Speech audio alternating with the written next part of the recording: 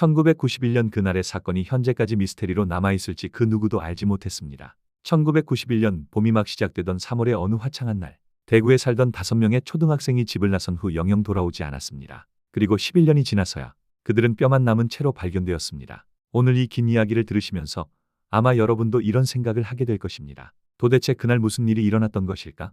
33년이 지난 지금까지도 완전히 해결되지 않은 이 사건. 오늘은 처음부터 끝까지 모든 것을 다뤄보겠습니다. 자, 그럼 시간을 거슬러 올라가 보겠습니다. 제1장, 특별했던 그날 1991년 3월 26일. 1991년 3월 26일. 이날은 평범한 날이 아니었습니다. 5.16 군사정변 이후 중단되었던 지방자치제가 30년 만에 부활하여 기초의회 의원을 뽑는 시군 구의회 의원 선거일이었습니다. 그래서 임시 공휴일이었습니다. 대구시 달서구 성서동. 지금은 많이 개발된 곳이지만 그때만 해도 신도시로 막 조성되기 시작한 곳이었습니다. 그렇기에 성서동에는 아직까지 많은 자연이 남아 있었습니다. 성서초등학교에 다니던 5명의 아이들이 있었습니다. 11살 우창범, 12살 김종식, 11살 박찬인, 10살 김영규, 11살 서상진. 이 5아이는 모두 같은 동네에 살면서 자주 어울려 놀던 사이였습니다. 오전 10시경 아이들이 각자 집에서 나오기 시작했습니다. 부모님들께 한 말은 똑같았습니다. 도롱뇽 알 주우러 갑니다. 와룡산에 다녀오겠습니다. 점심 전에 들어오겠습니다. 여기서 잠깐 많은 분들이 궁금해하시는 것이 있을 것입니다. 왜 이 소년들은 개구리 소년이라고 불리는 것일까요? 사실 아이들은 개구리를 잡으러 간 것이 아니었습니다. 도롱뇽 알을 주우러 간 것이었습니다. 그런데 초기 언론 보도에서 이 부분이 개구리로 잘못 전해지면서 개구리 소년이라는 이름으로 알려지게 된 것입니다. 와룡산은 성서동에서 그리 멀지 않은 해발 200m 정도의 낮고 야트막한 산이었습니다. 그날 아침 날씨는 화창했습니다. 봄 기운이 완연한 밖으로 나가고 싶게 만드는 그런 날이었습니다. 오전 10시 30분경 아이들은 성서동을 벗어나 와룡산 쪽으로 향했습니다. 이 시점이 아이들이 마지막으로 목격된 시간과 장소들입니다. 첫 번째 목격담, 오전 11시경 성서동의 한 상점 앞에서 아이들을 본 주민이 있었습니다. 5명이 함께 걸어가고 있었다고 증언했습니다. 두 번째 목격담, 11시 30분경 와룡산 입구 근처에서 아이들을 본 또 다른 주민이 있었습니다. 5명이 함께 있었고 산 쪽으로 올라가는 것을 목격했습니다. 그리고 이후로는 아무도 아이들을 보지 못했습니다. 12시가 지나고 1시가 지나고 2시가 지났습니다. 오후 3시, 우창범 군의 어머니가 처음으로 불안감을 느꼈습니다. 오후 4시, 다른 아이들 어머니들도 하나둘 걱정하기 시작했습니다. 오후 5시, 부모님들이 서로 연락을 취해봤더니 충격적인 사실을 알게 되었습니다. 5아이 모두가 집에 돌아오지 않은 것이었습니다. 부모들은 이것이 보통 일이 아니라고 느꼈습니다. 1명이나 2명이면 모를까 5명이 동시에. 오후 6시경 몇몇 부모님들이 직접 와룡산으로 향했습니다. 창범아, 종식아, 찬이나. 부모님들의 목소리가 산속에 울려 퍼졌습니다. 하지만 대답은 없었습니다. 밤 9시, 마침내 경찰에 신고가 들어갔습니다. 아이들이 실종되었습니다. 그날 밤 응급수색팀이 조직되었습니다. 경찰, 소방서 그리고 자원봉사자들까지 나섰습니다. 밤새도록 수색이 계속되었지만 아무런 흔적도 찾을 수 없었습니다. 3월 27일 사건 발생 다음 날 본격적인 수색 작업이 시작되었습니다. 와룡산 전체가 수색구역으로 설정되었습니다. 경찰, 소방대원, 민방위대원 그리고 수많은 자원봉사자들이 산을 뒤졌습니다. 헬기까지 동원되었지만 첫날 수색에서는 아무것도 발견되지 않았습니다. 아이들이 떨어뜨린 물건 하나, 발자국 하나 찾을 수 없었습니다. 5명의 아이가 지나간 흔적이라면 분명히 뭔가 남아있어야 정상이었는데 말이죠. 제5장 32만 명 대수색 작전. 언론에서 이 사건을 대대적으로 보도하기 시작했습니다. 대구에서 초등학생 5명이 집단 실종이라는 뉴스가 전국을 강타했습니다. 온 국민이 이 사건에 관심을 보이기 시작했습니다. 경찰은 수사본부를 구성했습니다. 대구지방경찰청 소속 50여 명의 수사관이 투입되었습니다. 그리고 단일 실종 사건으로는 최대 규모인 32만 명의 인력이 투입되었습니다. 32만 명입니다. 제주도 인구의 절반에 해당하는 사람들이 개구리 소년들을 찾기 위해 나선 것입니다. 구체적으로는 경찰관 5천여 명, 소방대원 3천여 명, 군인 만여 명, 민방위대원 5만여 명, 자원봉사자 25만여 명. 정말 어마어마한 규모였습니다. 모든 가능한 수단이 동원되었습니다. 헬기 20여 대가 매일 와룡산 상공을 비행했습니다. 여러 상 카메라를 이용해서 생존자가 있는지 확인했습니다. 수색견 50여 마리가 투입되었습니다. 잠수부들이 근처의 모든 저수지와 개울을 뒤졌습니다. 동굴 탐사 전문가들이 와룡산의 모든 동굴을 조사했고 깊이 들어갈 수 없는 좁은 틈 속은 내시경을 이용해서 확인했습니다. 하지만 아무것도 발견되지 않았습니다. 제6장 전국 확산과 허위 제보들. 4월이 되었습니다. 사건 발생 한 달이 지났지만 아이들은 여전히 발견되지 않았습니다. 수색 범위가 와룡산을 넘어섰습니다. 대구 전체로 그리고 경북 전체로 마침내 전국으로 확대되었습니다. 전국의 모든 경찰서에 수배 전단이 배포되었습니다. 시민들도 적극적으로 제보에 나섰습니다. 우리 동네에서 비슷한 아이들을 봤습니다. 어떤 차량에 아이들이 타고 있었습니다. 산속에서 아이들 목소리를 들었습니다. 하루에 수십 건, 많을 때는 100건이 넘는 제보가 들어왔습니다. 가장 희망적이었던 순간들도 있었습니다. 사건 발생 일주일 후 충북 어느 산골에서 개구리 소년들과 비슷한 아이들을 봤다는 제보가 들어왔습니다. 목격자는 확실히 5명이었고 나이도 비슷해 보였다 증언했습니다. 경찰이 급히 출동했고 헬기까지 동원해서 그 일대를 수색했으나 하지만 역시 다른 아이들이었습니다. 특히 기억에 남는 것은 서울버스 목격담이었습니다. 사건 발생 보름 후 서울의 한 시내버스에서 개구리 소년들과 똑같이 생긴 아이들 5명을 봤다는 제보가 들어왔습니다. 목격자의 증언이 너무나 구체적이었습니다. 경찰은 그 버스 노선을 따라가며 전면 수사에 들어갔습니다. CCTV를 확인하고 승객들을 모두 찾아서 조사했습니다. 하지만 결과는 역시 허위였습니다. 제7장 부모들의 포기 선언. 1년이 지나고 2년이 지났습니다. 사회의 관심도 점점 줄어들었습니다. 처음에는 연일 뉴스에 나왔던 개구리 소년 사건도 시간이 지나면서 사람들의 기억에서 멀어져 갔습니다. 하지만 부모님들의 아픔은 전혀 줄어들지 않았습니다. 가정 경제가 무너져 갔습니다. 남편들은 수색 때문에 직장을 제대로 다닐 수 없었고 의료비와 수색비로 빚이 늘어났습니다. 그러던 중 1993년 9월 23일 충격적인 뉴스가 나왔습니다. 개구리 소년 5명 부모들 아이들 찾기 포기 선언. 기자회견장에서 부모님들은 이렇게 말했습니다. 더 이상 아이들을 찾을 수 없다는 판단을 내렸습니다. 생업에 복귀하겠습니다. 이 뉴스를 들었을 때 온 국민이 마음 아파했습니다. 부모가 자식 찾기를 포기한다는 것이 얼마나 절망적인 결정이었을까요? 제8장 긴 침묵의 시간들. 1994년, 1995년, 1996년. 그렇게 시간은 흘러갔습니다. 개구리 소년들은 점점 사람들의 기억에서 잊혀져 갔습니다. 아이들이 사라진 와룡산은 그대로였습니다. 계절이 바뀌고 해가 바뀌어도 사는 그 비밀을 말해주지 않았습니다. 가끔 언론에서 미제 사건 특집으로 다뤄지는 정도였습니다. 하지만 새로운 단서는 나오지 않았습니다. 때때로 등산객들이 혹시 이상한 것을 발견할 수 있을까 하는 마음으로 산을 오르곤 했지만 아무것도 찾을 수 없었습니다. 제9장 11년 후의 충격적인 발견. 2002년 9월 26일 사건 발생 11년 6개월이 지난 어느 가을날이었습니다. 와룡산에서 버섯을 따던 시민이 이상한 것을 발견했습니다. 이 모씨 당시 53세였는데 평소 이 산에서 자주 산나물을 채취하던 분이었습니다. 이것이 무엇이지? 땅에서 하얀 뼈 같은 것들이 삐져나와 있었습니다. 이 씨는 급히 경찰에 신고했습니다. 와룡산에서 이상한 뼈를 발견했습니다. 달서경찰서에서 경찰관들이 출동했습니다. 국립과학수사연구소에서 감정관이 와서 확인해보니 충격적인 사실이 밝혀졌습니다. 이것들은 사람의 뼈입니다. 그것도 어린아이의 뼈입니다.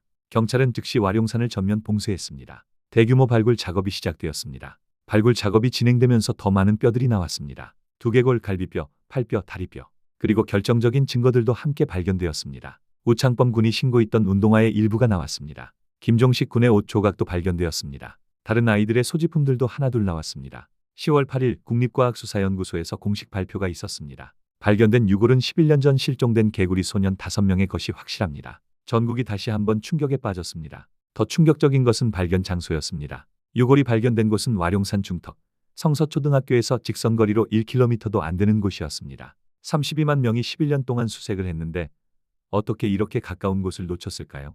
더 이상한 것은 그 장소가 수색 당시에도 여러 번 뒤져본 곳이었다는 것입니다. 심지어 수색견까지 지나갔던 곳이었습니다. 발견 위치를 정확히 설명하면 와룡산 8부 능선 지점이었습니다. 등산로에서 약 50m 정도 벗어난 곳이었습니다. 그곳에서 5아이의 유골이 한 곳에 모여 있었습니다. 반경 5m 안에서 모든 유골이 발견된 것입니다. 제10장 법의학 감정과 충격적인 결과. 국립과학수사연구소에서 정밀 감정을 시작했습니다. 먼저 DNA 검사를 통해 신원을 확인했습니다. 부모님들의 DNA와 대조한 결과 5아이 모두의 신원이 확인되었습니다. 그 다음은 사인 규명이었습니다. 11년이나 지난 뼈만으로 사인을 밝혀내는 것은 쉬운 일이 아니었습니다. 하지만 법의학 전문가들이 발견한 것은 우창범, 김종식, 박찬인 군의 두개골의 손상 흔적이었습니다. 더 구체적으로 말하면 우창범 군 두개골 후두부의 원형의 구멍, 김종식 군 측두부의 골절 흔적, 박찬인 군 전두부의 함몰 손상. 이런 손상들은 자연사로는 설명하기 어려운 것들이었습니다. 경북대학교 의과대학 법의학교실에서 추가 감정을 실시한 결과 더욱 충격적인 결론이 나왔습니다.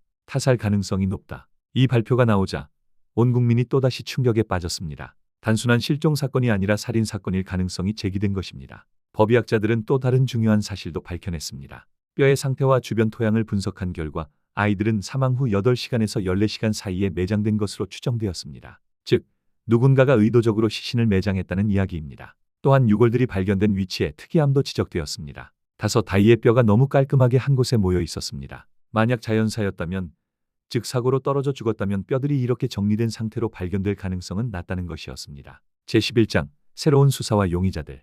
2002년 10월 경찰은 개구리 소년 사건 특별수사본부를 다시 구성했습니다. 11년 전과는 완전히 다른 관점에서 수사를 시작했습니다. 이제는 단순한 실종 사건이 아니라 살인 사건으로 보고 수사한 것입니다. 가장 먼저 한 일은 11년 전의 모든 수사 자료를 재검토하는 것이었습니다. 그리고 새로운 단서들도 찾아냈습니다. 첫 번째 단서, 사건 당일 와룡산 근처에서 수상한 차량이 목격되었다는 증언이 나왔습니다. 두 번째 단서, 사건 발생 며칠 후 와룡산에서 아이들이 도와달라고 소리치는 것을 들었다는 증언도 있었습니다. 수사 과정에서 몇 명의 용의자가 거론되었습니다. 용의자 A, 당시 와룡산 근처에 살던 40대 남성. 용의자 B, 사건 당일 와룡산에서 목격된 낯선 차량의 운전자. 용의자 C, 당시 성서동에서 아동 관련 전과가 있던 인물. 하지만 모든 용의자들에 대한 수사는 결정적인 증거 부족으로 무산되었습니다. 제12장 미해결 의문점들. 수사가 진행되면서 오히려 더 많은 의문점들이 생겨났습니다. 첫 번째 의문, 왜 32만 명이 수색했는데도 11년 동안 발견되지 않았을까? 유골이 발견된 곳은 수색 당시에도 여러 번 뒤져본 곳이었습니다. 수색견도 지나갔고 헬기도 그 위를 날았습니다. 그런데 왜 발견되지 않았을까요? 두 번째 의문, 5아이가 왜 같은 곳에서 죽었을까? 만약 사고사였다면 5아이가 모두 같은 장소에서 죽을 가능성은 낮습니다. 세 번째 의문, 범인은 정말 있는 것일까? 두개골의 손상이 타살에 의한 것인지 아니면 떨어지면서 바위에 부딪혀 생긴 것인지 명확하지 않습니다. 네 번째 의문, 왜 11년이나 지나서 발견되었을까? 2002년에 버섯을 따던 시민이 발견했는데 그 전까지는 왜 아무도 발견하지 못했을까요? 제13장 최신 연구와 새로운 관점. 2022년 사건 발생 31년이 되던 해에 놀라운 주장이 나왔습니다. 전직 경찰관과 탐사보도 전문 기자가 31년 동안 이 사건을 추적한 결과를 발표한 것입니다. 이들의 주장은 기존의 모든 가설을 뒤엎는 것이었습니다. 범인은 애초에 없었을 수도 있다. 이들은 다음과 같은 새로운 시나리오를 제시했습니다. 1. 아이들이 와룡산에서 놀다가 사고로 떨어져 죽었다. 2. 시신들이 자연적으로 한 곳으로 모이게 되었다. 3. 두개골의 손상도 떨어지면서 바위에 부딪혀 생긴 것이다. 4. 11년 동안 발견되지 않은 것은 토사에 묻혀 있었기 때문이다. 이 주장에 대해서는 찬반 논란이 뜨거웠습니다. 2023년에는 또 다른 법의학 전문가가 새로운 의견을 제시했습니다. 두개골의 손상 양상을 다시 분석해보니 생전에 입은 손상이 아니라 사후에 생긴 것일 가능성도 있습니다. 하지만 이에 대해서도 반박하는 전문가들이 있었습니다. 결국 전문가들 사이에서도 의견이 갈리는 상황입니다. 제14장 공소시효 만료와 그 의미. 2021년 3월 26일 사건 발생 30년이 되는 날이었습니다. 이날을 기점으로 개구리 소년 사건의 공소시효가 완전히 만료되었습니다. 한국의 형사소송법상 살인죄의 공소시효는 25년이었는데 2015년에 법이 개정되어 30년으로 연장되었습니다. 하지만 그 30년마저 지나버린 것입니다. 이제 설사 진짜 범인이 밝혀진다 하더라도 처벌할 수 없게 된 것입니다. 공소시효 만료는 단순히 법적인 의미만 있는 것이 아니었습니다. 이 사건이 우리 사회에 남긴 교훈들을 되돌아보게 만드는 계기가 되었습니다. 첫째, 아동 안전에 대한 인식 변화. 1991년과 지금을 비교하면 우리 사회가 아이들을 보호하는 시스템이 얼마나 발전했는지 알 수 있습니다. 둘째, 수사 기법의 발전. 32만 명을 투입해도 찾지 못했던 것이 결국 우연히 발견되었다는 사실은 당시 수사 기법의 한계를 보여줍니다. 지금은 DNA 검사, 디지털 포렌식, 위성 탐사 등 과학적 수사 기법이 크게 발전했습니다. 셋째, 언론 보도의 변화. 당시 언론들은 개구리 소년이라는 잘못된 명칭을 그대로 사용했고 때로는 선정적으로 보도하기도 했습니다. 지금은 실종 아동 사건에 대한 보도 준칙이 훨씬 엄격해졌습니다. 제15장, 현재도 남아있는 미스터리들. 33년이 지난 2025년 현재까지도 이 사건에는 해결되지 않은 의문점들이 많이 남아 있습니다. 의문 1. 정확한 사망 원인.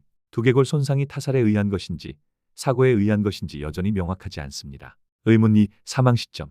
아이들이 실종된 당일에 죽은 것인지 아니면 며칠 후에 죽은 것인지 확실하지 않습니다. 의문 3. 매장 주체. 만약 누군가가 시신을 매장했다면 그 사람이 누구일까요? 범인일까요? 아니면 우연히 시신을 발견한 제3자일까요? 의문 4. 11년간의 공백.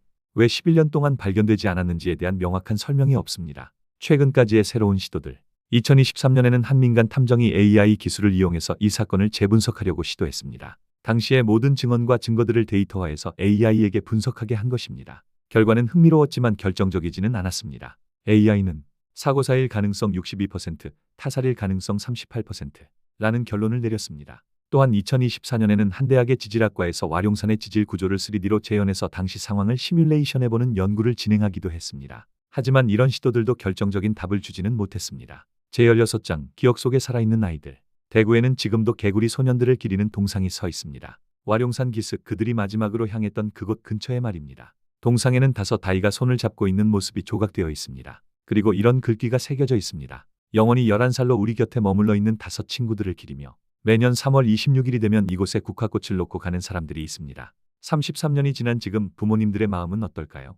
우창범 군이 살아있다면 이제 44살이 되었을 것입니다. 김종식 군이라면 45살이고요. 박찬인 군, 서상진 군은 44살, 김영규 군은 43살이 되었을 것입니다. 하지만 우리 기억 속에 그들은 여전히 그때 그 모습 그대로입니다. 개구리 소년 사건은 우리 사회에 많은 것을 남겨주었습니다. 무엇보다 아이들을 지켜야 한다는 의식을 심어주었습니다. 1991년 이후로 아동 안전에 대한 사회적 관심이 크게 높아졌습니다. 또한 포기하지 않는 것의 의미도 보여주었습니다. 32만 명이라는 엄청난 수의 사람들이 남의 집 아이들을 위해 나서준 것. 이것은 정말 대단한 일이었습니다. 그리고 진실을 향한 끈질긴 추적의 가치도 일깨워 주었습니다. 33년이 지난 지금까지도 여전히 이 사건의 진실을 찾으려는 사람들이 있다는 것 자체가 의미 있는 일입니다. 오늘 긴 이야기를 함께 들어주셔서 감사합니다. 개구리 소년 실종 사건에 대해 처음부터 끝까지 다뤄봤는데 어떠셨습니까? 명확한 답을 드리지 못해서 아쉬운 마음도 있지만 어쩌면 그것이 이 사건의 본질일지도 모르겠습니다. 모든 미스터리가 해결되는 것은 아니니까요. 혹시 이 사건에 대해 더 궁금한 점이 있으시거나 새로운 정보를 알고 계신 분이 있으시다면 언제든 공유해 주십시오. 다음에도 이런 흥미로운 이야기로 찾아뵙겠습니다. 오늘도 안전하고 따뜻한 하루 되십시오. 이 방송은 실화를 바탕으로 제작되었으며 사건 관련자들과 유가족들의 명예를 훼손할 의도는 전혀 없음을 밝힙니다. 모든 내용은 공개된 수사 자료와 언론 보도를 바탕으로 구성되었습니다.